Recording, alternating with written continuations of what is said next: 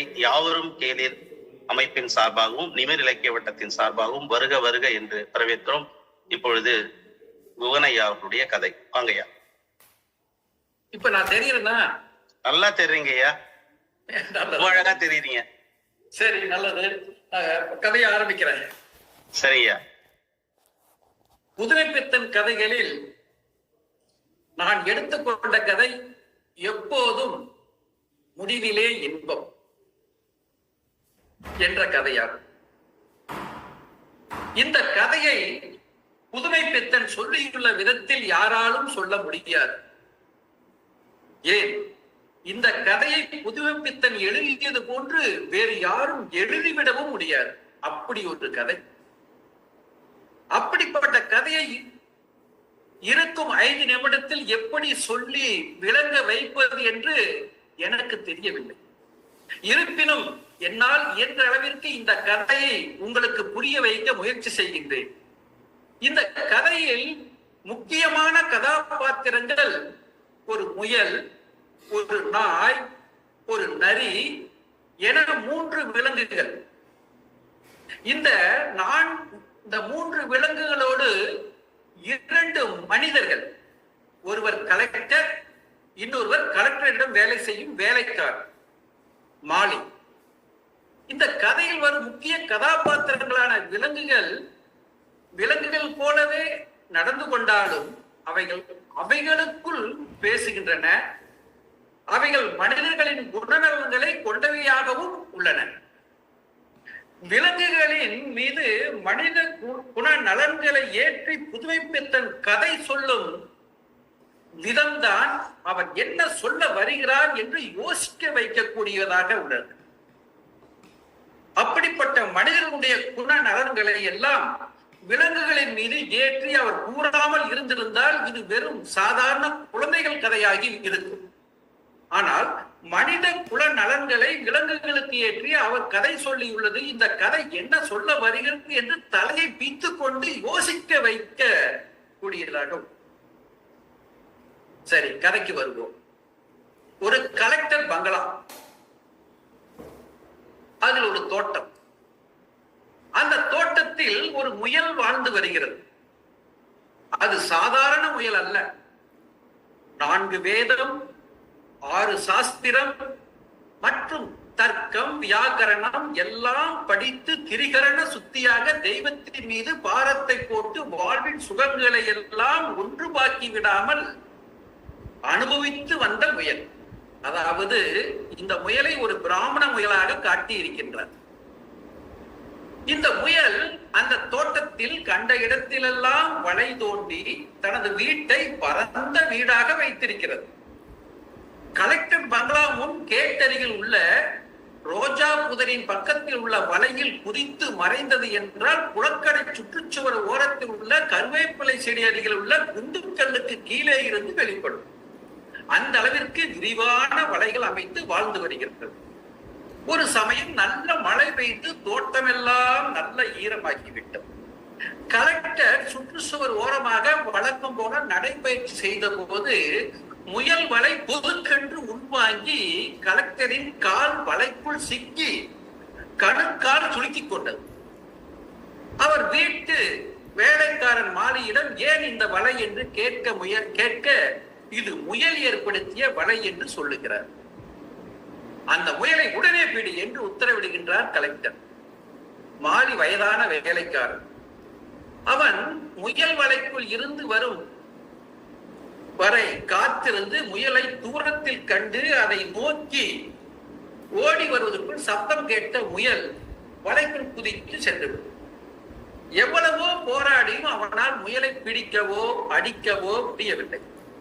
அதனால் ஒரு கருப்பு நாயை கொண்டு வந்து அதற்கு மாமிசங்கள் எலும்புகள் போட்டு முயலை பிடிக்கும் உத்தியோகத்திற்கு அமர்த்துகிறார். அந்த கருப்பு நாயை குட்டி பறை நாய் என்று புதுமைப்பித்தன் விவரிக்கின்றார். அது நகர்ப்புறத்து நாய். அதற்கு முயல் எப்படி இருக்கும் என்று கூட தெரியாது. அது பகலில் தூங்கி இரவில் காவல் காத்தது. தோட்டத்தில் எங்காவது கருப்பாக அசைந்தால் வல் என்று கத்திக்கொண்டு ஓடும். ஒருவேளை அது முயலாக இருந்தால் கூட அது வல்லென்று கத்தி வருவதை கேட்டு வலைக்குள் ஓடிவிடும். அதனால் அந்த கருப்பு நாயால் முயலை கண்ணால் கூட பார்க்க முடியவில்லை. வலைக்குள் இருந்து கொண்டே அது யார் என்று முயல் கேட்கிறது. வெளியே நின்று கொண்டு நாயும் யார் என்று கேட்கிறது. முயலை பிடிக்க வந்த காவல்காரன் நான் என்கிறது நாய். முயலை பிடிக்க வந்த காவல்காரன் நான் என்கிறது நாய். அந்த முயலே நான் தான் என்கிறது முயல். தயவு செய்து வெளியே வாப்பா, என் வேலையை காப்பாத்து என்கிறது நாய். நீ மாமிச உண்ணி, நான் எப்படி வெளியே வர முடியும்? வந்தால் நீ என்னையே சாப்பிட்டு விடுவாய் அல்லவா என்கிறது முயல். இல்லை, சாப்பிட மாட்டேன், வெளியே வா என்கிறது நாய்.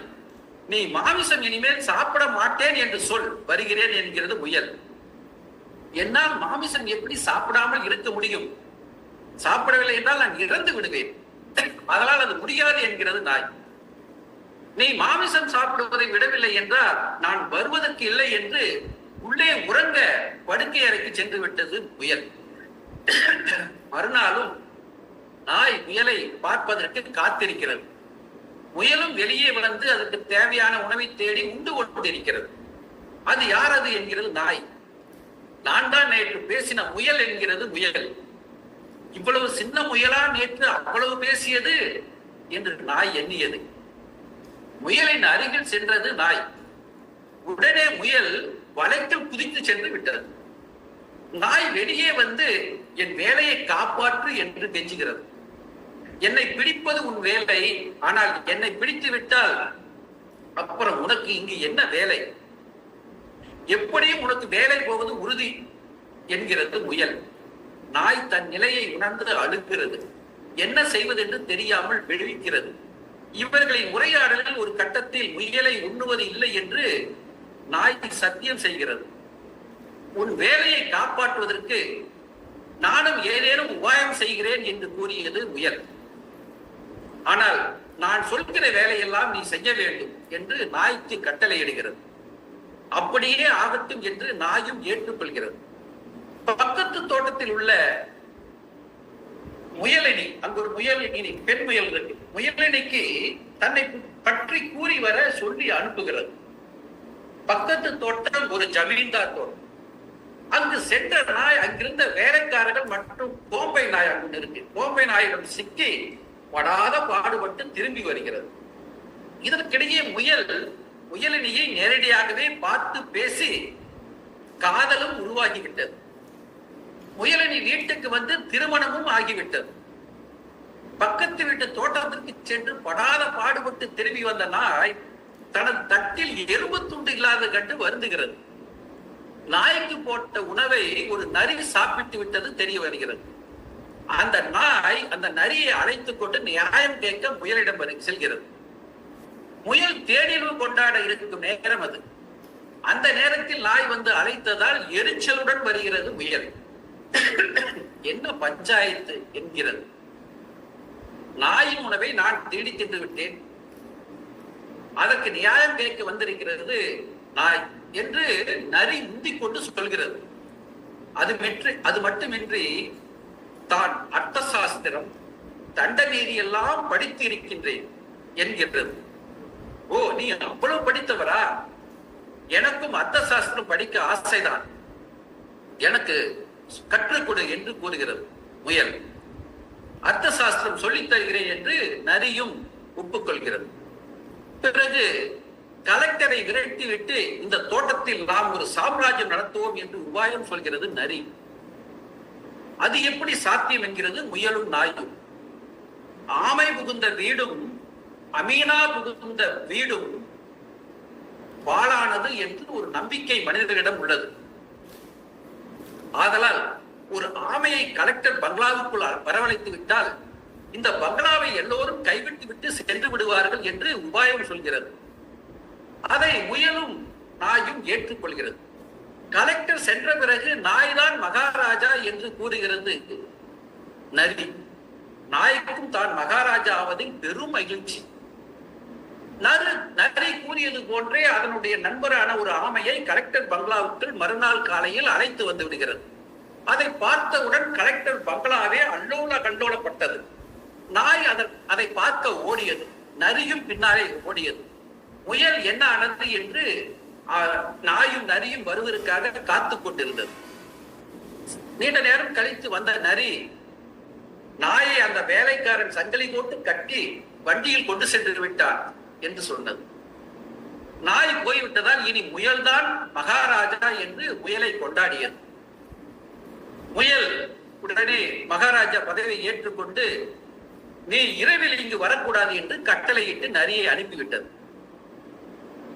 கலெக்டர் ஆமை புகுந்த வீடு என்று பயந்து ஓடவில்லை. இந்த கதையில் ட்விஸ்ட். கலெக்டர் ஆமை புகுந்த வீடு என்று பயந்து ஓடவில்லை. எல்லாவற்றையும் சுட்டு தள்ளுகிறேன் என்று துப்பாக்கி எடுத்துக்கொண்டு வந்த கலெக்டர் நரியை சுட்டு தள்ளினார். துப்பாக்கி சத்தம் கேட்ட முயல் பெரும் அபாயம் என்று வலைக்குள் ஓடி ஒளிந்து கொண்டது. என்னவென்று போய் பார்த்து வரட்டுமா என்று முயலினியிடம் கேட்கிறது. முயலினி சொல்கிறது, அந்த பீடை எதுவும் நமக்கு வேண்டாம், நாளைக்கே நாம் சர்க்கார் தோட்டம் போய்விடலாம் என்றது முயலினி. எப்போதும் முடிவிலே இன்பம் என்று கதை முடிந்து விடுகிறது. கதை புரிந்ததா? இந்த கதையில் 3 விலங்குகள், ஒரு மனிதர், அந்த மனிதர் கலெக்டர். இந்த 4 கதாபாத்திரங்களும் 4 வர்ணத்தினரை அடையாளப்படுத்துவதாக உள்ளது. 4 கதாபாத்திரங்களையும் 4 வர்ண ஜாதியினராக உருவப்படுத்துவதன் மூலமாக புதுமை பித்தன் என்ன சொல்ல வருகிறார் என்பதுதான் ஆழ்ந்து யோசிக்க வேண்டிய விடயமாகும். அது என்னவென்று ஒவ்வொருவரும் படித்து புரிந்து கொள்ள முயலுங்கள். வாய்ப்புக்கு நன்றி, வணக்கம்.